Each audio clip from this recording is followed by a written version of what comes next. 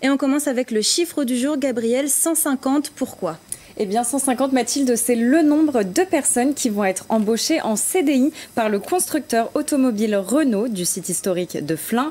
Un recrutement qui s'inscrit dans le cadre de la reconversion progressive consacrée à l'économie circulaire, le reconditionnement de véhicules d'occasion et de pièces détachées de toute marque. C'est le projet Refactory. Alors un peu de patience car ces embauches se dérouleront entre 2024 et 2026. En mars 2024 d'ailleurs sortira la toute dernière voiture Zoé.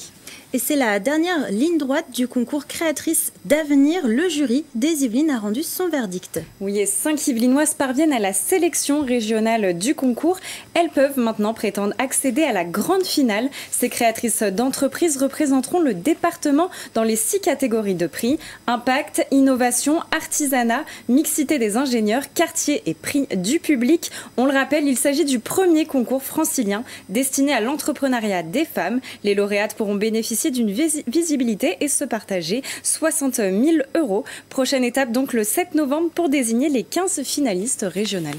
On va parler sport à présent et plus particulièrement de basket parce que ça y est, c'est le grand soir pour Victor Wembanyama. Oui, cette nuit, le natif du Chénet Rocancourt fera son baptême du feu en NBA face aux Dallas Mavericks. Un début sans trop de stress puisqu'il confiait lors d'une conférence de presse cette nuit: j'ai un peu des papillons dans le ventre. Chez moi, c'est un peu le cas avant chaque match, même si ça dépend bien sûr des enjeux, de l'importance du match. Je ne me mets pas à trembler et à transpirer non plus, mais j'ai un peu mal au ventre. On souhaite donc bonne chance à l'Yvelinois. Coup d'envoi cette nuit à 3h30 heure française.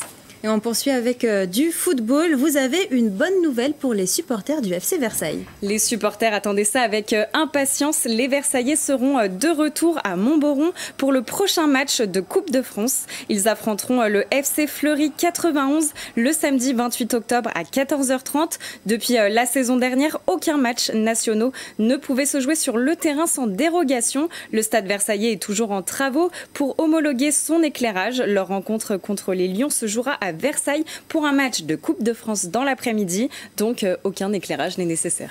Et enfin, direction Guyancourt, la ville nous propose de redécouvrir les jeux vidéo de notre jeunesse. Oui, Sonic ou encore Pac-Man, tous vous accompagneront dans un univers rétro et amusant pendant une après-midi. Vous serez plongé dans un univers vintage.